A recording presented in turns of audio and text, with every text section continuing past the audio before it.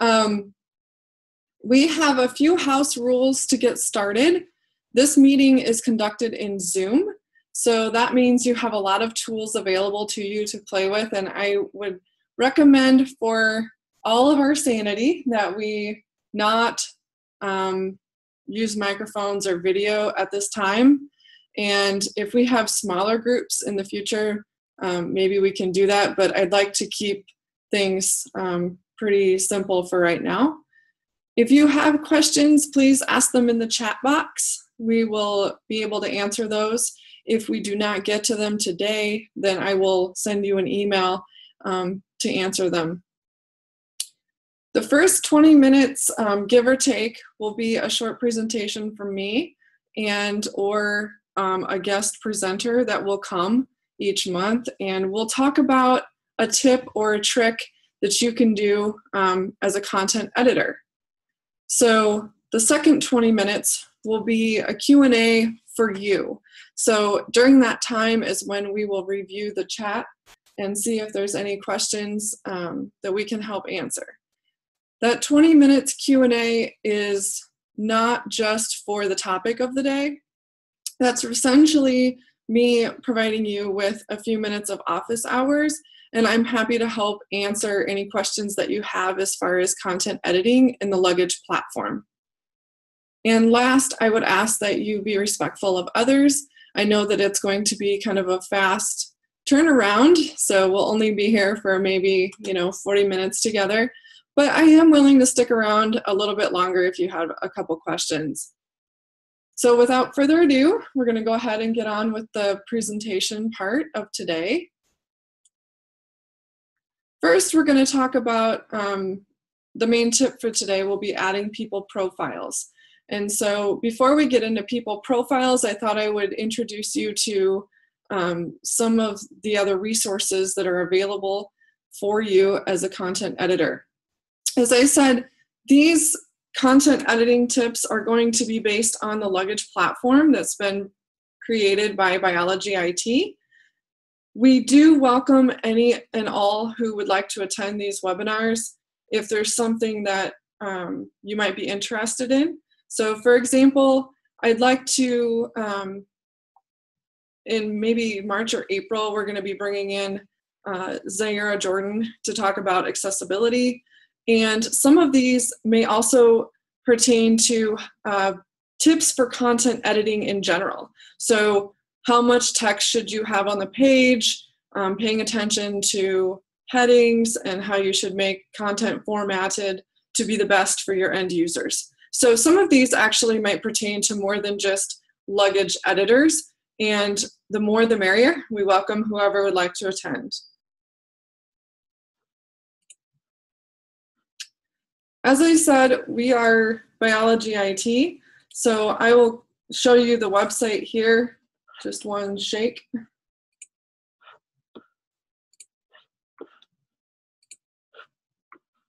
I'm going to go ahead and share full screen. I hope that's okay. I know somebody said it was cutting off a little bit. If it's too terrible, we will definitely look at that and see what we can do for next month to make it a little bit better. So we're Biology IT. Biology IT is a collaborative unit that consists of people from the CALS and LAS colleges, and we work on a team together essentially to create website development, websites for you, as well as research IT, and of course system support. So this is quite a big group of people on this page, but essentially your Luggage developers are listed here as part of your application development team. All right, the next resource I wanted to show you was the Luggage documentation. So as part of, basically in order to help you understand a little bit more about Luggage and have resources available, we've created a website specifically dedicated to the platform. And there's, if you look at the 3 boxes on the homepage, there's guides in the right box, and you can click on user guide and tutorials. And this is going to actually give you some information as far as how to add images, or what we're going to talk about today, which is changing who can log in and creating a people profile. So those two resources are available to you as well. I'd like to point out Digital Access. Digital Access is the new website created by Zaire Jordan, and it lists a lot of information in regards to accessibility, and that does pertain heavily to content editors. So when you're editing, it's just important to keep in mind some of the accessibility techniques that you'll want to do, such as alt tags and how to make links properly. We will, like I said, cover those a little bit more in the future, but I think this is a good resource for you for the time being. And for always, but just for today, we're not going to go as in-depth with accessibility. You can view the upcoming events on the Biology IT website. So essentially, I'm sorry, the luggage website. If you go to events, you're going to see a list of the events, and you can see that adding people profiles is today's event. When you click on one of these events, you'll be taken to a full page, which will present you with some information in regards to the webinars and what we're going to talk about. Each one of these will also have related online tutorials that pertain to the topic. And then after today's session, it is recorded. That recording will actually be posted on this page as well. So this will be another resource for you.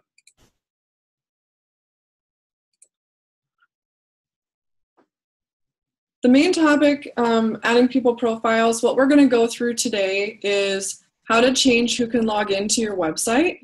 So people can edit their own profiles, and so we're going to show you how to do that as a content editor, how to give them authenticated rights so that they can add their own profiles. We're also going to go through how to give people permission to do that and edit your own profile, like I just said, I guess. I'm repeating myself. And then we're going to demonstrate how to add profiles for others, and that's the real kicker. I'd like to just go through some steps on how to actually edit your own or add people profiles. And usually this happens if you have a large group of people. For example, if you had faculty and staff that you'd like to add to your website, and you send them an email that tells them how to log in and create their own profile, more than likely you're going to have a few of those that don't do it and need some help. And that's why we have the ability as content editors to add people profiles. But when you add a people profile, there's a couple things to pay attention to. Make sure that the email is correct in the slot, and we're going to go through that. And again, the related tutorials are here. And this PowerPoint will be posted on the event page as well, so that you can use that for your resource information.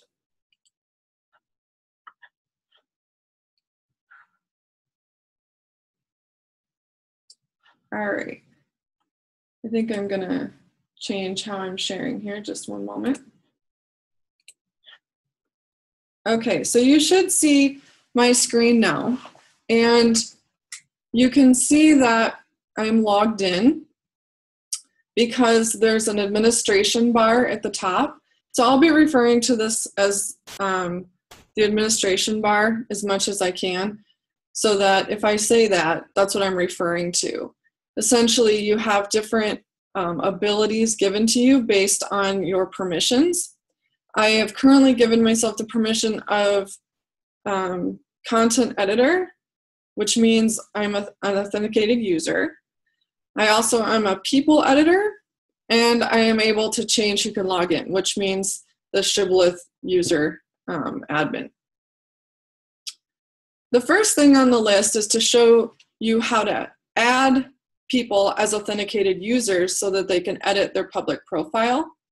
In order to do that, click or hover over the configuration option in the admin menu, go to people, and then change who may access this site.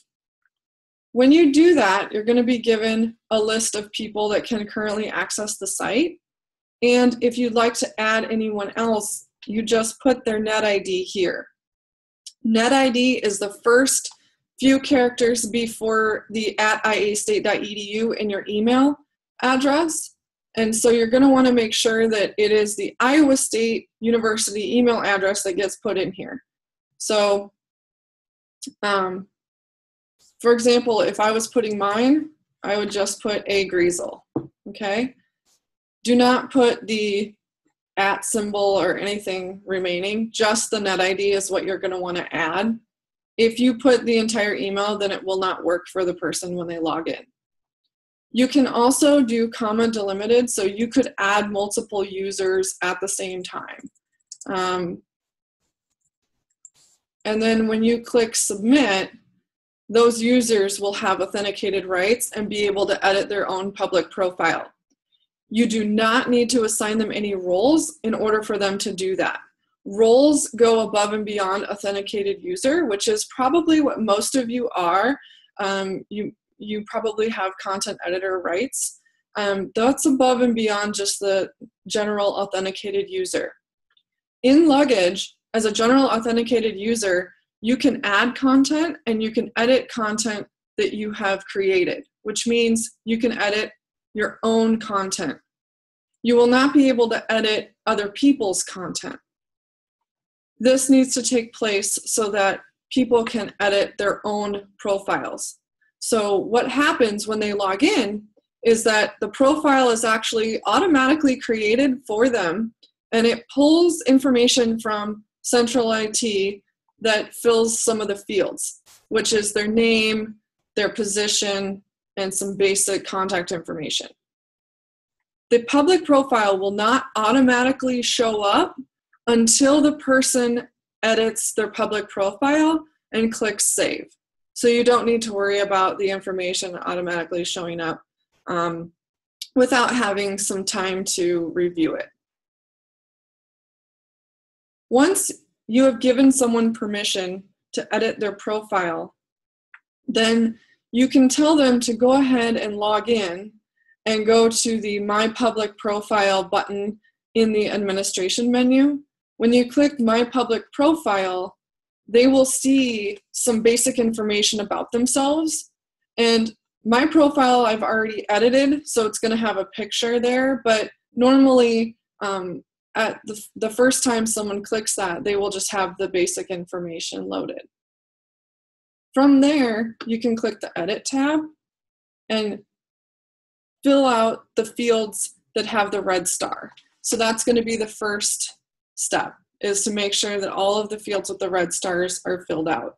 That's the minimum requirement in order to save and get a people profile up on the people page. So you can go through and fill this out. They can fill it out however they would like. You can add a CV, you can add websites. Wherever you see add another item, you can add another. So a website spot, for example, is a great place to put a lab site that they might have. It's also a great place to link to the digital repository so they can link to their publications. If someone is an avid Twitterer and has a professional Twitter account that they're using, this is another spot for that. If someone has an excellent LinkedIn profile and maybe they're just using that as their personal website, so to speak, that's a spot where you could put it. And then the basic information for them will be filled out. And since you have added them as a user or as an authenticated user, their email will already be correct because it will be the Iowa State email. And you can see that it's correct down in this field towards the bottom. Once somebody saves their profile, then they will appear on the people page. So they'll appear just like this on the people page. If you need to add someone as an editor, add someone's people page for them because they haven't done it and would like you to, or maybe that's part of your role. Some departments have people that do this. You can do content, add content, and choose people. When you choose people, you will be taken to a very familiar place. This is where you fill out the people fields that are necessary. And then at the bottom, just make certain that the email address is, for example, mine would be an @iastate.edu email. So make sure that it's agriesel@iastate.edu for me. Do not put Gmail, do not put any other email address in that field. This is a very important field. If a different email address is put in there, then another profile will be created for the person. And we can help you fix that if it happens, but just to do it right up front, make sure that that's an Iowa State email address. Okay. So that about covers it for the tip portion, and we're about 20 minutes in. So at this time, I would welcome any questions that you might have. If there's something that you're trying to do as an editor that you would like help with, I'm more than happy to help answer those. And if you ask them in the chat, ask your questions in the chat, that'd be great, because then others can benefit from your question as well and learn with some things today. If there aren't any questions, then I will go ahead and I can close the Zoom, but I'd prefer to stick around a minute or two if you had any that came up. I'll just give you a second to think about it. Don't be bashful or shy, it's okay. We're happy to help answer whatever questions you have. And you can ask it in the chat box to everyone. Okay. All right. It looks like a little bit of a bashful group today. So there we go. We have a question. Oh. How do you invite a collaborator who doesn't have an ISU email? That's a great question. If, for example, you're collaborating with someone at a different university, maybe on a research project or something, and you would like them to be listed on your page, they would need to get a sponsored NetID from Iowa State. So in order to do that, you can talk with your local IT people and they can help you. We can certainly help guide you in that direction. But essentially what you're looking for is how to create an ISU sponsored NetID. So what that means is they will actually be given an Iowa State email and they'd be able to use that to log into the website.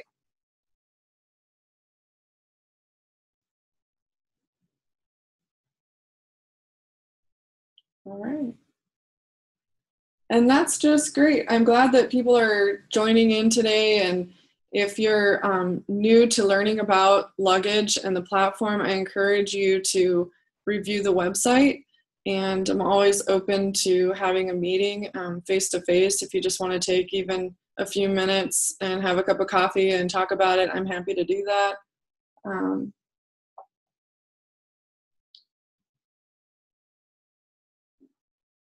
I'm looking at the questions right now.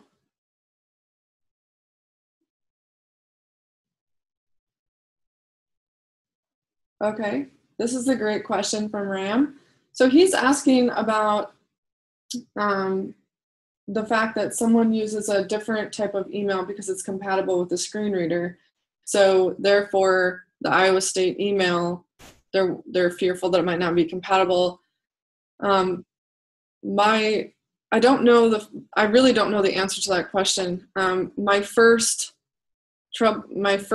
route would be to look into the different options for ISU email, because you are able to forward ISU email to other email addresses. So for example, if you really like Gmail, I know that you can forward the Iowa State email to Gmail if you would like to do that.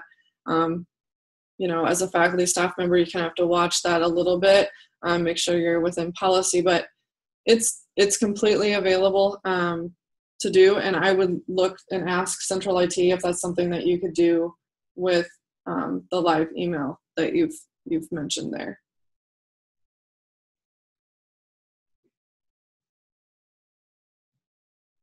Are there any other questions that you have?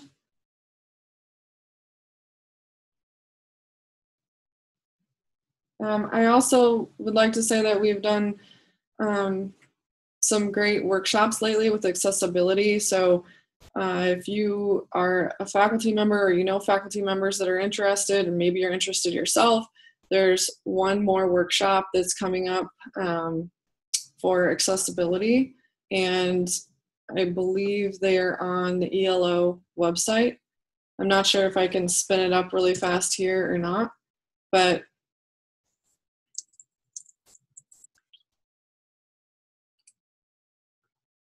here we go. Here's the workshop information. So there's one coming up on Thursday, and these are tips to make your online course accessible. So if you're working with an online course, that would be a good workshop to go to. Great. It looks like John put that in the chat. So if you're interested in learning more, also there's going to be additional workshops coming up in regards to accessibility, and that's something that would be good to attend. Okay. I don't want to twist anybody's arm to ask questions, so I'm going to go ahead and close the webinar for today, but I appreciate you coming. Our next one is going to be next month, the first Thursday of the month. That's when we're going to be doing them. So if you would like to put that on your calendar, it's the first Thursday of every month at 10 o'clock. And as I said, they are recorded, so you will be able to watch them later, and you just need to go to the event page to see the recording if you missed it, or if you'd like to review it again. Okay, thank you very much for joining today.